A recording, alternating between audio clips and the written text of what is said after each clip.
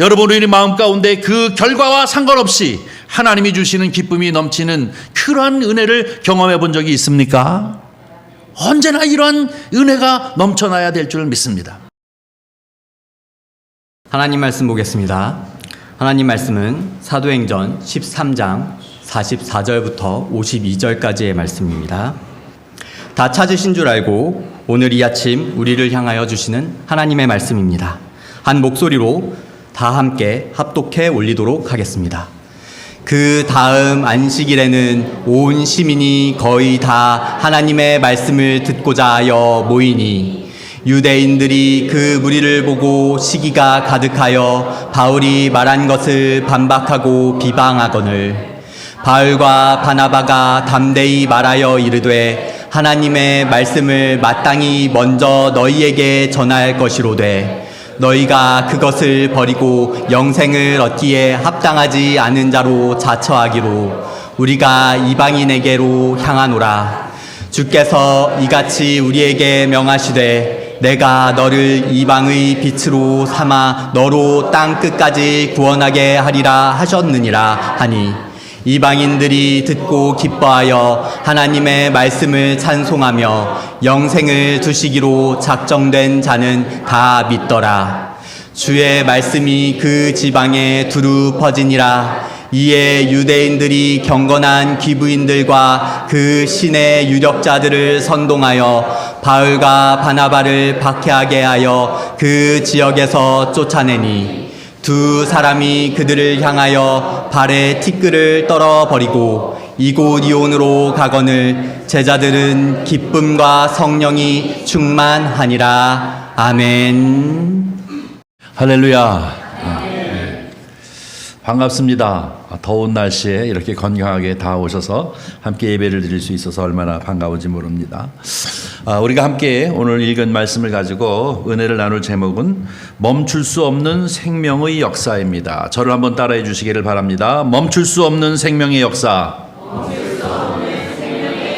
한 번만 더 할까요? 멈출 수 없는 생명의 역사. 지금 계속해서 우리가 사도행전을 보고 있는데요. 우리가 아직까지 비시디아 안디옥에 머물러 있습니다. 이제 오늘로 여기를 떠나서 다음 주에는 이고니온으로 갈 건데요. 여러분, 생명이 뭐라고 생각하십니까? 이 생명이라고 하는 것은 계속 썩지 아니하고 살아있음을 뜻하는 것입니다. 생명이 딱 끝나면 사람이 됐던 짐승이 됐던 아니면 무슨 식물이 됐던 간에 일단 생명력이 딱 끝나게 되면 바로 시들어버리고 바로 썩어버리죠. 그런데 생명이 있는 한 어떻게 합니까? 썩지 않습니다. 계속 순환하면서 자라나게 되어지는 것을 볼 수가 있는데요. 사도 바울이 바로 이 비시디아 안디옥에서 복음을 전하는 이 내용이 바로 이 썩어짐과 썩지 아니함의 문제입니다. 이것은 무엇을 의미합니까? 부활을 의미하는 것이죠. 우리는 너무나도 이 성경을 통해서 그리고 이 설교를 통해서 수없이 많이 들어왔기 때문에 크게 감흥이 없지만 처음 이 복음의 말씀을 듣고 있는 이 비시디아 안디옥의 성도님들은 이게 이렇게 귀한 말씀이 있는가 하고 그들은 다시 또 다음 안식일에 이제 와서 우리에게 그 말씀을 좀 더 들려달라라고 이렇게 얘기하는 것이죠. 사도 바울은 얘기합니다. 처음부터 아브라함과 하나님께서 언약을 맺은 그 언약을 완벽하게 하나님께서 책임을 지셨다는 거예요. 큰 백성을 만드시고 또 저 가나안 땅이라고 하는 약속의 땅을 허락하신 것처럼 다윗을 통해서 하나님이 약속하셨는데 그 약속이 완벽하게 이루어졌다는 얘기예요. 다윗의 후손을 통해서 그리스도가 오신다는 것이 바로 왔다는 얘기 아닙니까? 그럼에도 불구하고 하나님을 안다고 하는 이 선지자들이나 그리고 하나님의 말씀을 많이 아는 사람들이 예수 그리스도가 주이신지를 모르고 빌라도의 손에 그를 십자가에 달려 죽겠다는 거예요. 죽여버렸어요. 십자가에 달리소서, 십자가에 못 박으소서 해가지고 죽게 해버렸어요. 누구신데요? 하나님의 아들 예수 그리스도. 바로 우리에게 있어요. 생명을 주러 오신 그 예수 그리스도를 죽게 하셨습니다. 그러나 오늘 사도 바울이 비시디아 안디옥에 있는 모든 성도들에게 얘기하는 이유는 것은 무엇입니까? 그 예수 그리스도를 하나님께서 살다 나게 하셨다는 거예요. 살리셨다는 거예요. 이 하나님께서 이 예수 그리스도를 살리신 이유는 그가 우리의 죄를 완전히 해결하여 죄를 사함받게 하기 위함이고, 또 죄를 사함받는다는 것은 결국 우리로 하여금 의롭다 칭함을 얻게 하기 위함이다. 이 두 단어가 아무것도 아닌 것 같습니까? 아닌 것 같지만 사실은 복음의 가장 큰 핵심입니다. 왜 그런가 하면, 여러분, 죄의 삭은 무엇입니까? 사망입니다. 죄의 결과로 우리에게 사망이 들어왔고, 사망이 있으므로 생명과 단절되어졌기 때문에 우리는 썩어짐의 종로롯이 되어진 것, 썩는 자들이 되어진 것 아닙니까? 그런데 바로 그 이름, 예수 그리스도의 이름으로 죄를 사함받았으니 우리는 이제 썩어질 자가 아니야 썩어짐에서 썩지 아니할 자로 옮기게 되어졌다는 것입니다. 그뿐만 아니라 하나님께서 또 그들을 뭐라고 얘기하냐면 의롭다 하고 칭하셨다는 얘기는 하나님의 뜻으로, 하나님의 그 영역으로 우리를 끌어들였다라고 하는 의미를 가지고 있는데, 이 얘기는 무엇입니까? 하나님과 소통하는 것입니다. 하나님과 소통함으로 우리가 생명을 계속해서 공급받고 영생, 새 생명을 가진 사람들이 예수 그리스도의 이름을 힘입어서 구원받은 하나님의 백성이 되어지는 줄 믿습니다. 이 설교를 듣고 온 이 비시디아 안디옥에 있는 사람들이 다 같이 뭐라고 얘기합니까? 다음 주 안식일, 다음 안식일에도 우리에게 그 말씀을 좀 들려달라, 이 귀하고 귀한 말씀을 좀 들려달라는 것 아닙니까? 그래서 그 다음 주가 되어지니까 이 안식일 날 온 시민이 다 함께 나와 하나님의 말씀을 듣더라. 할렐루야. 이게 바로 복음의 역사, 바로 이것이 바로 생명의 역사인 줄 믿습니다. 자, 그러면 오늘은 우리가 이 본문 말씀을 가지고 몇 가지만 생각해 보려고 하는데요. 제일 첫 번째는 무엇이냐면, 하나님께서는 유대인에게 먼저 복음을 전하는 것이 하나님의 뜻이었는데, 그렇죠? 언약 백성이니까 유대인들이 일단 언약 백성이잖아요.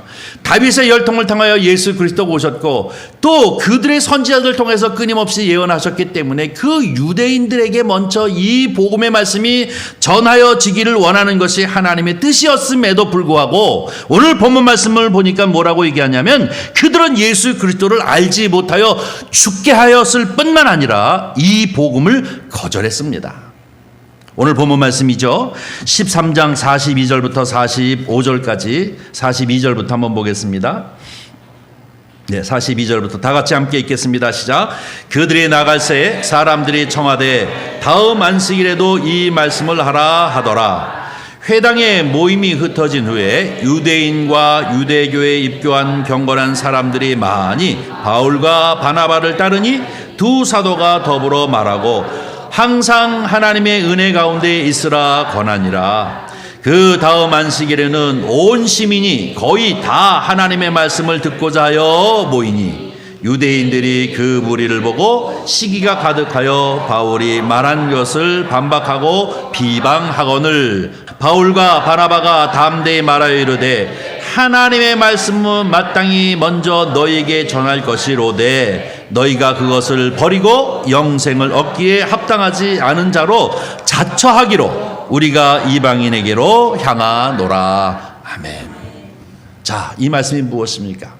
먼저 하나님의 뜻은 이 바울과 바나바가 됐든지 누가 됐든지 간에 예수 그리스도를 통하여 이 복음의 말씀이 증거되어지기를 원하는 제일 첫 번째 사람들은 유대인이었다는 것입니다. 그런데 이상하게도 그들은 받아들이지 못했어요. 예수 그리스도를 십자가에 달려 죽게 했을 뿐만 아니라 이제 그가 다시 살아나셔서 부활의 첫 열마가 되셨음을 온 사도들이 이제 예루살렘을 중심으로 해서 이 복음을 전했음에도 불구하고 그들이 거절했어요. 십자가에 달려 죽게 할 뿐만 아니라 바로 이 예수 그리스도를 거절했는데 그 이유가 무엇입니까? 이 복음의 말씀이 잘못되어졌거나 틀려서가 아니에요. 오늘 본문 말씀 보니까 그들이 시기가 가득하여. 시기가 그만 가득하여 가지고 바로 이 45절에서 유대인들이 그 무리를 보고 시기가 가득하여 바울이 말한 것을 반박하고 비방하거늘 이라고 얘기하고 있습니다. 시기가 가득하여. 이게 망할 짓이에요. 이게.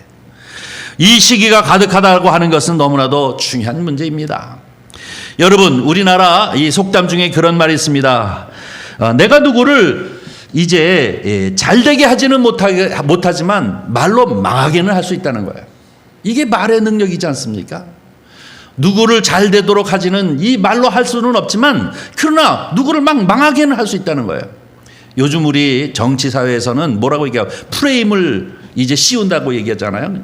누구를 아주 그냥 죄인으로 못된 놈으로 딱 해놓고 막 공격해가지고 막 죽여버리는 것 같은 그런 것이 무엇입니까? 말의 이 능력인데요. 혹시 여러분 마음 가운데 이러한 미움의 마음을 가지신 분이 있으십니까? 회개하세요. 회개해야 합니다. 여러분, 이 사람을 갖다가 파괴하는 것, 이것은 분명히 하나님의 뜻이 아닐 것입니다. 하나님의 뜻은 결국은 사람을 살리는 역사를 이루는 것이 바로 하나님의 뜻이라고 우리는 분명히 믿습니다. 그러므로 우리는 우리의 힘으로 사람을 악한 사람이라고 해서 그를 파괴해야 할 이유가 없습니다. 성경은 말하기를 뭐라고 얘기합니까? 하나님은 하나님의 방법으로 사람들을 심판하신다고 말씀하십니다. 그러면서 하나님을 믿는 믿음의 사람들에게 하시는 말씀이 뭐냐면 너희는 다만 기도하라. 너희는 다만 기도하라. 믿습니까? 우리는 우리 스스로 우리의 방법으로 사람을 죽이는 것이 아니라 우리는 다만 기도하면 그 기도를 통해서 하나님은 이제 우리의 원수를 갚아주신다. 하나님은 하나님의 방법으로 갚아주시는 것인 줄 우리는 분명히 믿습니다. 그러게 오늘 이 본문 말씀해 보니까 바울과 바나바도 이렇게 자기들에게 악심을 품고 시기하여서 자기를 비방하는 이 유대인들을 향하여서 어떤 마음을 갖습니까? 원망하는 마음도 갖지 않았습니다. 그렇다고 두려워하는 마음도 갖지 않았음을 볼 수가 있습니다. 그러면서 하는 얘기가 무엇이면 우리가 이제 이방인에게로 향하노라. 우리가 이방인에게로 이제 향하겠다라고 하는 의미를 말하고 있는데요. 이 말씀은 바울과 바나바가 처음에는 이 복음의 말씀을 유대인들에게 전하는 것이 하나님의 뜻인 줄 알았는데 이렇게 계속해서 부딪힘을 받게 되어지니까 어떤 마음을 갖습니까? 하나님의 언약이 유대인에게 먼저 전파되어지는 것이 하나님의 뜻인 줄 알았는데 이것이 과연 하나님의 뜻이 아닌가 하는 생각을 가지고 이 바울이 바나바와 더불어 이방을 향하여 발걸음을 옮겼다라고 이렇게 얘기하고 있습니다. 그런데 2000년에 이 BCD의 안디옥에서만 이런 일이 생긴 것이 아니라 기독교 2000년의 역사를 가만히 보면 하나님의 뜻이 이제 그들이 계획한 것과는 다른 방향으로 가는 면들이 있는 것을 볼 수가 있습니다.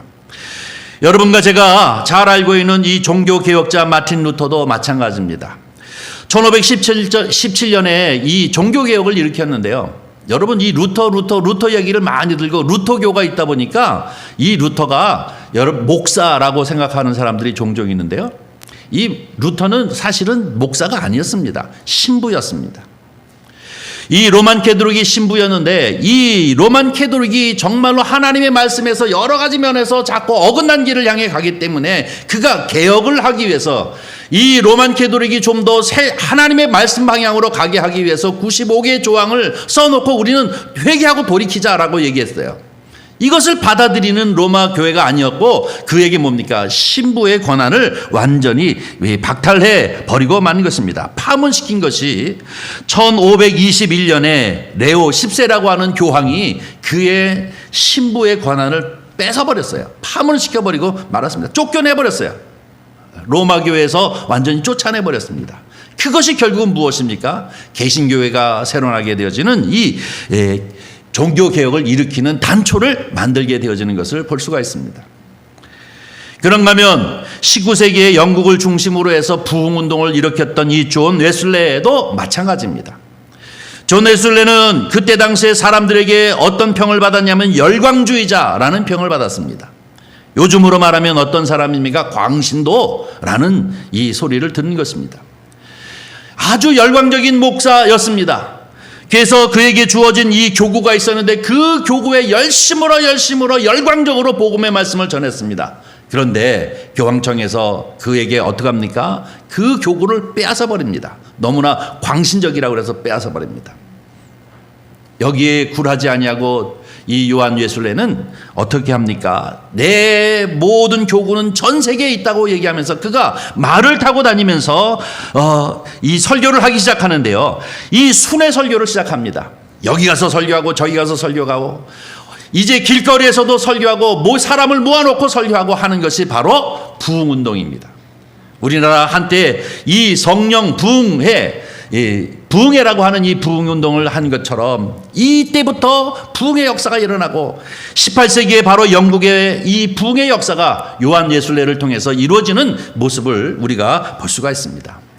가만히 보면 마틴 루터가 됐던 존 웨슬리가 되어졌던 간에 하나님, 내 계획은 이렇게 가려고 했는데 하나님은 그것을 막아가시는 것을 보며 그들은 좌절하거나 그들을 원망하거나 이를 부두둑 갈지 않았습니다. 하나님의 뜻은 여기에 있는 것이 아니라 다른 곳에 있나 보다 하고 그들은 깨닫게 되어진 것을 볼 수가 있습니다. 마찬가지로 오늘 이 비시디아 안디옥에 있는 이 사도 바울도 이 사도 바울의 목표는 내가 어떻게 목표를 설정해 놓고 이것을 이루려고 하는 것이 아니라 이 사도 바울이나 바나바의 목표는 하나님의 뜻에 순종하는 것이 목표였습니다. 복음을 전하는데 어떤 사람들은 열심히 듣고 어떤 사람들은 열심히 듣지 않는 이런 모습을 가만히 보면서 이게 하나님의 뜻이 여기 있는 것이 아니구나 하면서 이제 얘기하기를 뭡니까? 나는 이방을 향하여 가겠다라고 그들은 결심하고 다른 것으로 옮겨가는 모습을 보게 되어지는 겁니다. 사랑하는 성도 여러분, 우리는 정말로 다시 한번 오늘 이 아침에 저는 아주 간단하게 이제 설교를 통해서 은혜를 잠깐 받고 마치려고 하는데요. 무엇을 얘기하려고 하냐면 이 사도행전 13장 52절 말씀을 가지고 오늘 이 아침에 은혜를 나누고자 합니다. 사도행전 13장 52절 말씀을 우리 함께 읽어보도록 하겠습니다. 두 사람이 그들을 향하여 발에 티끌을 떨어 버리고 이고니온으로 가거늘 제자들은 기쁨과 성령이 충만하니라. 아멘. 여러분, 비시디아 안디옥에서 이 사도 바울과 바나바가 이 선교를 한 것이 성공입니까? 실패입니까? 네? 이 비시디아 안디옥에서 이 사도 바울이 설교해서 이 결과를 얻는 것이 성공입니까? 실패입니까? 네. 성공인가 실패인가 보세요. 어떤 사람들은 복음의 말씀을 듣고 그 말씀에 반응하여 새 사람 되기로 회개하고 이제 그리스도를 믿는 믿음의 사람이 되어졌습니다. 그런가 하면 어떤 사람들은 그들이 복음을 전파하는 이것을 보고 거부감을 느낄 뿐만 아니라 도리어 그를 핍박하는 자들도 있었습니다. 이런 것을 가만히 보면 결국 목회나 선교라고 하는 것이 이렇게 양면이 동시에 나타나는 것이구나 하는 것을 우리가 깨닫게 되어집니다. 사도행전을 보면 이 베드로가 하나님의 말씀인 이 복음의 말씀 부활의 주님을 전할 때 3,000명이 회개하고 우리가 어찌할꼬 하고 그들이 세례를 받고 전향하여서 기독교인이 되어졌는가 하면 스데반이 설교할 때는 그들이 이를 갈면서 돌을 들어 스데반을 향하여 던짐으로 말미암아 순교의 피를 흘렸던 것을 볼 수가 있습니다. 이것은 어디는 성공이고 어디는 실패다라고 얘기할 수 없습니다. 오늘날도 하나님의 말씀을 전파되어지면 이 하나님의 말씀을 통하여서 은혜를 받고 새 사람이 되어지며 구원받는 백성이 되어지기도 하지만 또 어떤 사람은 아무리 말씀을 듣고 또 들어도 변화가 없는 사람들이 있는 것을 볼 수가 있습니다. 그러면 이것을 다 모두 뭉뚱겨서 이것을 목회가 아니면 선교가 실패했다 아니면 성공했다 이렇게 얘기할 수는 없는 것입니다.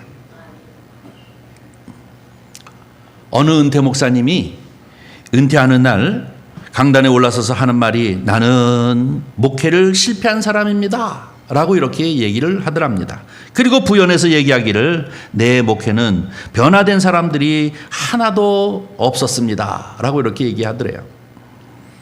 이것은 어떤 의미에서 겸손인지 아니면 후회인지는 모르지만 그러나 분명한 것은 아마 평생을 복음을 들고 복음을 전할 때 강단에서 전할 때 적어도 많은 사람들 아니 적은 사람이든 많은 사람이든 누구를 막론하고 변화하는 사람들이 있었을 줄 믿습니다. 변화 복음은 복음 자체가 구원의 능력을 가지고 있기 때문에 하나님께서 부르심을 입은 사람들에게는 변화하는 생명의 역사가 나타나게 되어지는 줄 믿습니다. 근데 여러분 보십시오. 이것은 분명히 어떤 의미입니까? 이것은 분명히 성공이라고 얘기할 수 있을 것입니다. 그런 의미에서 볼 때 성공이냐 실패냐 하는 것은 그 기준이 어디에 있느냐? 눈으로 보이는 그 결과를 가지고 이것은 성공했다, 이것은 실패했다 라고 얘기할 수 없습니다. 오늘 본문 말씀 52절을 보니까 제자들이 기쁨과 성령이 충만하다라고 얘기하고 있는데, 어떤 눈에 보이는 결과만 가지고 기뻐한다고 하는 것은, 그 기쁨이라고 하는 것은 조금 지나면 다 사라져버리고 마는 것입니다. 그러나 진정한 기쁨이라고 하는 것은 눈에 보이던 보이지 않던 그것과 상관없이 하나님께서 우리에게 주어주시는 기쁨인 줄 우리는 분명히 믿습니다. 오늘 본문 말씀을 통해서 이 바나바 그리고 또 바울뿐만 아니라 모든 믿음 안에 있는 형제들이 다 기쁨의 충만함을 받는 것은 하나님께서 그에게 허락하여 주신 은혜가 충만함으로 그들이 다 기쁨이 넘치게 되어지는 줄 믿습니다. 혹시 여러분은 그러한 기쁨을 누려보신 적이 있습니까? 우리가 금요일마다 주님 앞에 나와서 금요 기도회를 합니다. 열심히 30분 찬양하고, 그리고 교회를 위해서, 나라와 민족을 위해서, 그리고 성도님들의 사업장을 위해서, 그리고 청년들을 위해서, 어르신들을 위해서, 특별히 이제 몸이 불편한 분들을 위해서 열심히 기도합니다. 저부터도 금요일날 때로는 오늘은 금요일인데 왜 이렇게 피곤하지? 졸려워. 평상시에는 눈을 말똥말똥 뜨고 있는 시간인데 왜 금요일날만 되면 졸려온지 모르겠어요. 그래도 이겨서 나옵니다. 찬양을 합니다. 그리고 기도합니다. 성도를 위해서 기도하고, 또 우리의 삶을 놓고 기도합니다. 나라와 민족을 놓고 기도합니다. 막 기도하다 보면 우리 심령이 막 사는 것을 느낄 수 있어요. 그러면서 마지막으로 모든 것을 마치고 기도할 때마다 제가 언제나 기도합니다. 하나님, 우리가 이제 모든 것을 다 마치고 우리의 장막으로 돌아갑니다. 돌아가는 그 발걸음을 지켜주시고 특별히 우리의 영혼이 기뻐 뛰게 하여 주시옵소서 하고 이렇게 기도합니다. 이게 무엇입니까? 어떤 계획에 의해서 이 계획의 결과가 있는 것으로 우리가 기뻐하는 것이 아니라 하나님이 주시는 기쁨으로 충만하기를 원하는 것, 이것을 말하고 있는 것입니다. 사랑하는 성도 여러분, 바로 오늘 이 피시디의 안디옥에서 복음을 전하고, 그래서 수없이 많은 시민들이 나와서 하나님의 말씀을 듣기를 위해서 수없이 많은 사람들이 있는 이 결과만을 놓고 이 사도 바울과 바나바가 기뻐한 것이 아니라, 그러나 또 자기를 시기하고 그래서 미워하고 자기들만이 미워한 것이 아니라 거기에 유력한 사람들을 선동하여서 이들로 하여금 이 곳을 떠나라 해서 이고니오르로 향해 가는 이 사람들을 두 가지를 경험하고 있지만, 이들이 가장 기뻐한 것은 많은 시민의 열매가 있어서 열매만을 보고 기뻐한 것이 아니라 하나님의 역사가 있기 때문에 기뻐한 줄 믿습니다. 사도 바울과 바나바는 그 목표가 아주 단순합니다. 그들은 결과를 얻어내기 위한 것이 목표가 아니라, 이 바울과 바나바의 목표라고 하는 것은 아주 단순하게 자기의 목표를 이루는 것이 아니라 하나님의 뜻을 순종하는 것인 줄 믿습니다. 우리도 마찬가지입니다. 여러분, 우리 가운데 이제 기쁨이 주어진다고 하는 것은 어떤 의미를 말하고 있습니까? 하나님께서 우리에게 주시는 이 기쁨이라고 하는 것은 도저히 그 기쁨이 너무나도 커서 숨길 수 없는 기쁨이 넘쳐나는 것을 하나님이 주시는 기쁨이라고 얘기할 수 있습니다. 그런가 하면 이 기쁨이라고 하는 것은 하나님의 속하여는 것이기 때문에 누구도 빼앗을 수 없는 기쁨입니다. 비록 설교를 전할 때 많은 사람들이 회개하고 하나님 앞에 돌아오는 열매도 있지만, 그러나 자기를 미워해서 이곳에서 떠나라고 계속 박해를 가하고 있는 그런 사람들도 있어요. 그러나 이들은 이것과 상관없거나 또 이것 때문에 두려워하지 아니하고 그 마음 가운데 기쁨과 성령이 충만하더라라고 하는 이유는 무엇입니까? 하나님의 뜻을 이루어가고 있기 때문인 줄 믿습니다. 생명의 역사는 그래서 멈추지 아니하고 끊임없이 성령과 이제 역사하심을 통해서 하나님의 귀하고 아름다운 일을 이루어가는 것이 바로 이 바울과 그리고 바나바가 하나님의 일들을 감당하는 일이라고 우리는 분명히 믿습니다. 요한복음 8장 29절 말씀을 보겠습니다. 요한복음 8장 29절 예수님의 말씀인데요. 우리 다 같이 함께 읽겠습니다. 나를 보내신 이가 나와 함께 하시도다. 내가 항상 그가 기뻐하시는 일을 행함으로 나를 혼자 두지 아니하셨느니라. 아멘. 예수님이 기뻐하는 이유는 나를 보내시니, 나를 보내시는 이가 누굽니까? 하나님이에요. 하나님이 나와 함께 하시니 나는 항상 기쁘다는 얘기입니다. 내가 항상 그가 기뻐하시는 일을 행함으로 나를 혼자 두시지 아니함으로 자기는 기쁘다라고 예수님이 고백하고 있는데요. 바로 사도 바울과 바나바도 BCD 안디옥에서 성공적인 목회나 선교의 역사가 일어나기도 했지만 또 한쪽으로는 지금 쫓겨나는 신세가 되어졌어요. 이것을 놓고 어디 한쪽을 보고 성공이라 어느 한쪽을 놓고 실패라 얘기할 수 없습니다. 그럼에도 불구하고 성공한 면도 있고 실패한 면도 있고, 그럼에도 불구하고 이들이 기뻐하고 성령이 충만한 이유는 무엇입니까? 이것이 곧 하나님의 뜻이었기 때문에 그렇습니다. 예수님의 마음처럼 나를 보내신 이가 나와 함께하고 또 나를 보내신 그분이 항상 기뻐하는 일을 내가 행하였으므로 이것이 결과가 어떻든지 어떤 결과가 있든지 간에 항상 내 마음 가운데는 기쁨이 넘친다라고, 성령이 충만하다고 이렇게 고백하고 있는 이 요한복음 8장 29절의 말씀처럼 사도 바울과 바나바도 이렇게 고백하는 줄 믿습니다. 사랑하는 성도 여러분, 우리는 다시 한번 이 BCD 안디옥의 이 사역을 가만히 기억하면서 우리는 과연 어떠한가? 여러분, 우리 마음 가운데 그 결과와 상관없이 하나님이 주시는 기쁨이 넘치는 그러한 은혜를 경험해 본 적이 있습니까? 언제나 이러한 은혜가 넘쳐나야 될 줄 믿습니다. 때로는 핍박이 와도, 때로는 고난이 와도, 때로는 내가 수고해도 그 수고의 결과가 있지 않아도 이것이 곧 하나님의 뜻이라고 하는 것, 하나님의 뜻에 내가 순종했다고 한다면 이것을 통해서 하나님이 우리에게 기쁨을 주시는 줄 믿습니다. 이것을 통해서 우리에게 성령 충만함을 주시는 줄 믿습니다. 오늘 이 BCD 안디옥을 떠나면서 그들이 비록 지금 박해를 받고 거기서 떠나서 다른 곳으로 옮겨가는 그런 입장이 되기는 했지만, 그러로 그들이 기쁨이 충만하고 또 성령 충만한 이유는 무엇이냐? 하나님의 뜻을 이루었기 때문인 줄 믿습니다.